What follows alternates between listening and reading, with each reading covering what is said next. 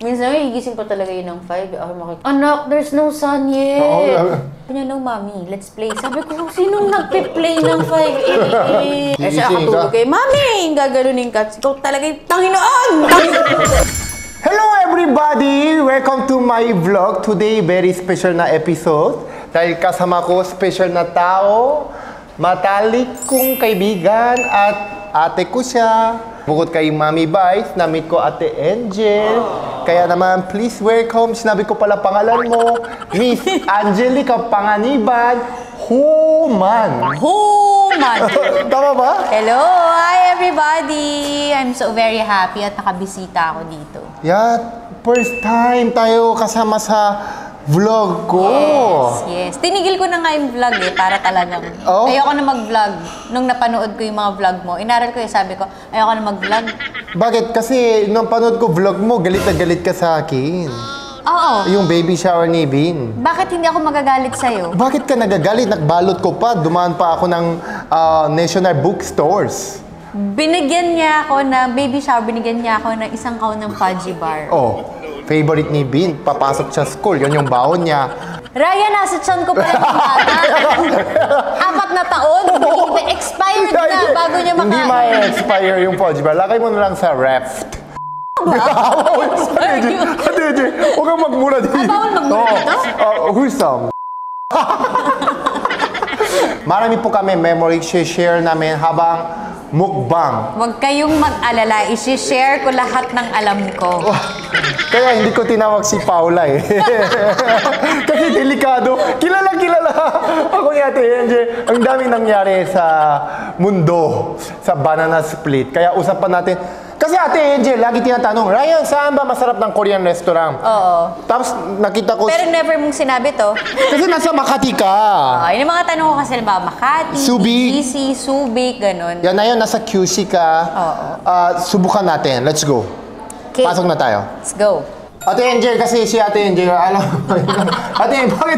Kasi may boses ko. Ate Angel, kasi si Ate Angel, mahilig talaga sa Korean food. Oo. Masarap ang Korean food talaga. Na-enjoy ko siya, na-appreciate ko siya. Pero, para matry mo, meron kami, shabu-shabu or traditional food. Ano ba gusto mo? Traditional. Let's try traditional food. Kimchi, mahilig ka, di ba, kimchi stew? Oo, pinadalan mo ako. Sabi Diba? ko nung pandemic, Ryan, gusto ko ng kimchi. Yung pinadala niya sa akin, pang 82 na tao yung kimchi. Mag-isa lang ako sa bahay. Kasi, ganon ako mahal sa'yo. Pinakain ko na lang sa mga kapitbahay. Sabi ko, naging friends ko. Sabi ko, gusto mo na kimchi? Galing kay Ryan Bang. Oh, anytime. Ate Angel, ikaw, alam nyo ba, nung nag-umpisa ako, sa Banana Split, 2010, wala pa ako cellphone eh. Sabi niya, Ate Angel, so, Ryan, paano kayo usap ng mami mo? Alam mo, yung uso palang FaceTime, binigay niya ako ng first iPhone. Binigyan ba kita? Oo. Pero mami mo lang iPhone. Hindi pa rin kayo nakapag-usap. Hindi, meron siya. Meron siya. So, nag-usap kami sa FaceTime lagi dahil sa'yo, Ate Angel. Kaya gusto ko talaga treat kita. Kasi akalain mo, baby boy mo, na yun, may restaurant na ako. Oo nga eh. Pero sana, bigyan mo akong komisyon. Hindi lang yung binibigyan mo ako ng ganito. Hintay mo lang, umpisa pa lang. First branch, at meron ako second branch Cellphone binigay ko sa'yo. Kaya nga eh. Binigyan mo ako. Ano ba to? Arroz caldo. Sa Korean, juke. Diet ba tayo? Oo, masarap. Tingnan mo, appetizer pa lang to. Appetizer pala. Umpisa pa lang to, appetizer pa lang to. Gutom ako eh. Oh, try mo. So, try mo muna tong, muna? itong membo siya. First time mo mukbang, no? Hindi ako makain ng tofu. Hindi ka kumakain. Well, hindi ko siya o-orderin, ganun. Pero, Di ba? Pwede na. sarap ah. Healthy. Kasi traditional food nito eh. Nung Korea kami ni Ate Angel sa Banana Split, taping kami. Dumalaw sa set yung mga tropa ko sa elementary. Nag-elementary po ako sa Korea eh. Sabi ko kay Ate Angel, jowa tayo ah. Sabi niya, ha? Oh, I meet my girlfriend. Hi! Galing mo acting nun. Hi, saan naman ako sa Sabi ng mga paano mo nadali yun? Siyempre, patay na patay sa akin, di ba, love? Tapos, pag umalis na sila, minura mo ako eh. Date mo ako talaga. Nag-ano kami, nag-Myeongdong tayo. Myeongdong! Oo. Singkain kami doon, libre niya ako. Oh, kami dalawa lang, lumalabas kami. Nag-spicy, ano yan, tteokbokki. Ang sarap ng mga kinain natin noon. Alam mo, pag nagko-Korea ako dati, hindi ko siya na-enjoy. So, parang medyo mahirap mag-Korea. Pero nung nandun ka, as in na-enjoy ko siya kasi para ako may tour guide, hindi ko sila kailangan kausapin. Gusto mo, Ate Angel, ikaw, Bean, Kuya Greg, ako, tsaka si Paula. Oh, 5 tayo. O sige, sagot mo. Business class kami lumilipad Ako nga, hindi economy. Economy kami ni Paula. I don't care, Oo. pero business class ako Intay mo ako, Ate Angel. Unang cellphone ko, iPhone, galing sa'yo. Unang pili cola ko, Every Breath You Take. Pinasok niya ako sa movie niya. Ang galing mo kaya doon. Ayaw na nga ni Piolo nung nakita niya. Sabi niya, parang nawalan ako ng ano. Mami, ang galing ni Ryan Oh? Medyo na-intimidate siya sa'yo. Sabi? Hindi pa ako marunong Tagalog nun eh. Oh, ang cute-cute mo nun. Oh? I really like you. Yeah, kami ni Ate Angel, 15 years na kami kilala. More than 15 years. Crush ko si Ate Angel kasi Ruby. Alam niyo, 2010, yung mga subscribers ko. One time, sabi ko, pasok ako ABS-CBN. Nakita ko dressing room na Ruby. Angelica Panganiban. Yung pala, pag artista, bawal katok muna. Hello po, good evening po. Ganun pala. Sa sobrang, nandun si Ruby? Yes, yes. Oh, wait. Pumasok talaga. Ruby! Ruby! Ruby! Ruby! Inakap ko siya, tapos lahat ng mga RM, handler. Kasi Star Magic, siya yung Ate Angel. Ngayon, hindi ko kaya, pero nasya ka.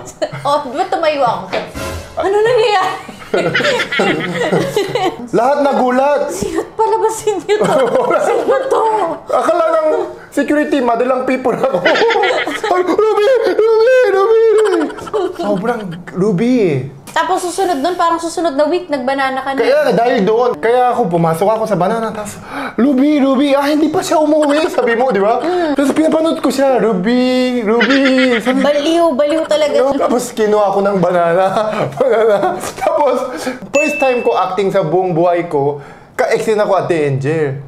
Tapos ang linya ko, time na po. Tapos na. Yun lang exin ako, take 12 na ako kasi kinakabahan ako sa'yo. Sabi, sobrang ganda. Parang Ate Angel, grabe. Nung nakita kita, nakapila sa'yo mga lalaki. Kunin niyo na to. Hindi ako. Ako yung may-ari. Ikaw lang may-ari. Ako yung may-ari. Hindi. Ate, sobrang Ate Angel, grabe. Kumain ka na, gutom Ito, na yan. tingnan mo. Yung Korean restaurant, pati yung side dish namin, authentic. Ito yung bibimbap. Ang bango Yung bibimbap, ihalo mo gamit ang chopstick. Ito yung kimchi stew and doenjang. Korean traditional. At wala pa to, umpisa pa lang to. Atin, Jay, lagay mo konti.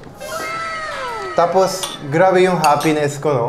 Na-meet mo yung crush mo sa high school, di ba? Oo, yun pa yung mga sinasabi mo, crush kita. Oh. I crush you, parang ganun. Oo, kaya nga, Tsaka natatakot ako, kala ko talaga hahalikan niya. Sabi ko, saan kaya to aabot? Anong reaction mo nung nag-engage ako, Ate Nje? Buti naman, sabi ko. Buti naman, may pumayak. Hindi, nung nagka-girlfriend ka pa lang, happy na ako. At saka, kahit hindi ko pa kilala si Paula, yung itsura niya, parang siya yung itsura ng iuuwi mo talaga sa bahay. Papakilala mo sa family mo, di ba? May ganun siyang vibe. Hindi siya mukhang short-term relationship. Bago pa lang ako sa Banana, hindi pa kami masyado close ni Ate Nje. Tapos sabi niya, Ate Nje, Ryan, ano yung Jeju Island? Siyempre, yun yung ano, Boracay ng Korea. May beach ba doon? Yeah, beach. Oh my God, punta kasi ako, sabi niya, ganda doon, Ate Angel. Nag-empake ako ngayon. Two-piece, sando, dala pa ako ng mga sunblock, yung pang beach. Kasi Boracay, sabi niya eh. Ay, yung katawan ko noon, bikini body. Support! Paglabas ko pa lang ng airport. May snow. Tsaka pinagtitinginan ako ng mga tao. Lahat sila full on coat, naka-bonnet, winter. Tumawag si Ate Nje. Ako naman, ba't ibang haba ng number? Yes? Oh, Ate Nje, kumusta? Ikaw? Iyak na iba mo ako. Ate Nje, hindi na. Bakit nagsusnow? Ba't ang lamig dito? Malamig kasi winter. Sabi mo, Boracay. Ano nga, sinabi ko, no? Hindi mo... So, kaya ang ginawa namin, Kaya nga siyempre, alam yun sa buong Banana, yung ginawa niya sa akin, pinagtatawanan ako. Lahat, tawang-tawa lahat. Oo, grabe ka, Ryan. Grabe ka, Ate Angel mo. So dahil nga na naisahan ako ni Ryan, di ba? Hindi ko sinasabi. Sabi ko, Oo. alam niyo lang gagawin na pupunta tayo ng Baguio. Pag may tinanong yan, sasagot ako, kailangan yung sakyan. Sabi niya, ano to? Ano dadalhin damit? Anong requirement? Ano ba yung Baguio? Sabi ko, yung summer capital. Tama naman yung sagot ko. Summer capital of the Philippines. Kaya hanggang na yun, hindi ko nakalimutan. Summer capital of the Philippines, Baguio. Sabi niya, summer, mainit doon. Yes, napakainit doon, Ryan. Naniwala ako, bago pa lang kasi ako. Yes. Dala ko Prusando. Nung pagdating ko sa bus kami, ito na pagbaba ko, sobrang lamig. Asan yung dagat? Madilim kasi. Galing mo rin talaga no? Hindi ko maano kasi Pero, sobra ako natuwa. Grabe yung memory na, nung nag-uumpisa ka, di ba? Ate Angel, try mo. Ito. Ito galing Ano yan? Try mo. May question ako, Ate Angel. Saan kayo na-meet ni, Kuya Greg? Subic. May taping kami doon, pandemic. So, nung morning, day off namin, kinukulit ako ni Cherry Pie. Sabi niya, sige na, papakilala ko na sa friend nga nung... Friend ni Ate Cherry Pie? Oo. So, matagal na yung gustong ipakilala sa akin, wala lang chance. Tapos, nung una, parang ayoko. Sabi ko, okay, sige na, papuntahin na. Tapos nung una talaga, hindi ko siya, parang lang ako, nice lang ako. Parang, hi, hello, ganun, shake hands. Nung off namin, nandun na naman siya. Oo. Nandun siya, kasama na naman nila Cherry Pie, ganun, nasa isang table sila. So the following day, pinadalan niya ako ng food. Pati yung mga cast, nakakain. Ang dami niya talagang pinadala, parang ganito, dami. Tapos yun, di syempre kailangan ko magpasalamat. Tapos sabi niya, next time na off nyo, pwede tayo mag-boating, ganun. Boating? So sabi ko, ba't daw kami mag-boat? Tapos sabi ni Cherry Pie, gumagawa siya ng mga boat, ganyan. Sabi ko, talaga ba? O di parang nakukuha yung attention ko kasi different siya sa mundo natin. Diba tayo, artista lang tayo, ito lang yung alam natin gawin. So parang, paano mag-build ng boat? Diba? Parang kang gumagawa ng car, diba? So parang, ang galing naman niya. Di day off na naman. Nandun na naman siya. Parang tinatimingan na niya na pag off namin, nandun siya. Tapos yun, dun kami finally, parang nakuha niya talaga yung attention ko. Kwentuhan kami. Tapos yun, parang, hinahanap-hanap ko na siya. Sa may day off kami. Pero hindi pa pupunta yung ganun na. Parang pelikula. Kasi na-enjoy ko yung company niya. Na-enjoy ko yung, hindi ako attracted na parang in love ako kagad, may crush ako. Hindi. Talagang, interesting siya sa akin as a person. Kaya mo pala sa group chat, guys, tara na, Subic na tayo. Lagi mo nagyaya. Oo. Grabe. Pero kasi, Ate Angel, pag nakita ko kayo ni Kuya Greg, parang peace. Parang sa kanya, nakahanap talaga ako ng katahimikan. Di ba? Peace. Ang unang-unang ko naramdaman sa kanya, safe ako. Na hindi ko nararamdaman sa iba, kahit sa mga friends ko or sa Sa akin, hindi mo nararamdaman? Hindi, naku, parang problema yung nararamdaman ko pag makulit kasi ako. Hindi, sa kanya, yun yung parang kang safe and secured. Parang lagi niya akong uunahin, ganun. Baby ka niya? Ay. So, Ate, hindi, makaiba ba yung buhay nung meron ka na si Bin? Oo naman. Dati na start ng araw ko mga 2 p.m. 4. Ngayon, wala. Alas 6, gising ka na. Gising ka na, maaga. Oo. Minsan, gising pa talaga yun ng 5. Anak, there's no sun yet. Let's sleep more. Sabi niya, no, mommy, let's play. Sabi ko, sinong nagpe-play ng 5 matulog tayo. Ano sabi? Siya nakatulog kay, mami, gagalunin ka. Ikaw talaga yung Panginoon! Panginoon! Alam mo yun? Ikaw nga sabi, nakakatulog at biglang may gaganon sa'yo, di ba? Pero kasi, gano'n din naman, aga nyo natutulog. Aga nga. 8 ng gabi. Ikaw? Tulog na kami. Try mo ito, Bin. Natry ko na nga, ang sarap eh. Ang Mamaya, sarap din ng chicken. masarap, authentic. Mamaya, i-tour kita sa taas. Alam mo yung horchata, matutuwa si Kuya Greg. So, paano ka? Si Kuya Greg parang foreigner eh. Anong lahi niyan? Australian. Naku, patay ka. Paano ka usap Mother Ilo, Father Ilo? Naintindihan mo sila? Yung mami niya, Filipina. Ah, So, buti na usap lang. kami. Siya yung Close kami. Yung daddy niya. Ganun na. Kasi sobrang bait mo. Yeah. Oh, good. Sige ako. Speak up. Paano yung si Bin? Mami, what's this? Tagalog ako sumasagot. Tagalog. Siyempre, talinuhan ako sa anak. Mommy knows best. Ganon. Ganon. So, minsan kahit hindi totoo. Sumasagot ka? Oo, parang... Mami, what's this? Sumasagot ka lahat? Oo, try mo, magtanong ka. Mami, what's 9 times 24? 11. Di ba? Kumusta? After kasal, iba yung pakiramdam. Wala nang after ng wedding. Paano mo ipalabas yun? Ano, baka opening tapos closing na lang. Ang hirap sa'yo eh, Ate Enjoy. Yung pang TV naman, pang YouTube. Ba't napanood ko vlog niyo ni Ate Enjoy, walang laman. Actually, mahaba yun eh. Hindi... Makita niyo mukbang. Naubos yung pagkain, pero wala manood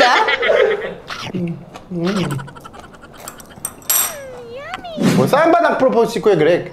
Sa Amanpulo. So sure. Dapat magpo-propose siya talaga ng March. So, kumpleto na siya. May singsing na siya. Nakausap na yung mga kaibigan. Mas nabuntis ako. Kaya alam ko na napag-uusapan na yung pamilya. Sabi ko, parang eto na. Parang siya na yung mapapangasawa ko. Kaya na-delay yung proposal niya. Kasi nakiusap ako sa kanya. Huwag kang magpo-propose sa akin dahil buntis ako. Ayaw mo kasi ano? Ayokong ma-obligate siya. Na parang kailangan ko siyang pakasalan dahil nabuntis ko siya. Sabi ko, walang ganun Tapos nung nag-propose siya, sabi ko talaga, no? Sabi mo no? Oo! Ba't no? Eh kasi nga, usapan, ba't suksipain? Tapos gusto kong matulog nun. Ang daming activities yung pinagawa sa akin. Sabi, sige na please, sige na, mag-sunset tayo. Sa parang iba yung nararamdaman ko Parang may plano to Signan ko yung bulsa, yung ano. Sabi ko, mabilis ka kasi. Sabi ko, parang wala naman. Baka nga talagang magpipicture lang kami sa sunset. So ayun na, pagka lumuhod, sabi ko talaga, no. Doon sa vlog mo? Oo. Ano rin ko mamaya? Sabi ko, no. So, umiyak na ako. Kasi gusto ko naman talaga. No. Kaya lang, parang, adik ka rin kung san-san mo ako dinali. Dapat fresh ako, di ba? Antok na ako. Pagod na ako. Eh, buntis ako. Magpapropose ka sa antok na antok. Walang tamang desisyong lalabas sa bunganga ko. Sabi ko, no. Maganon ako. Sabi, okay.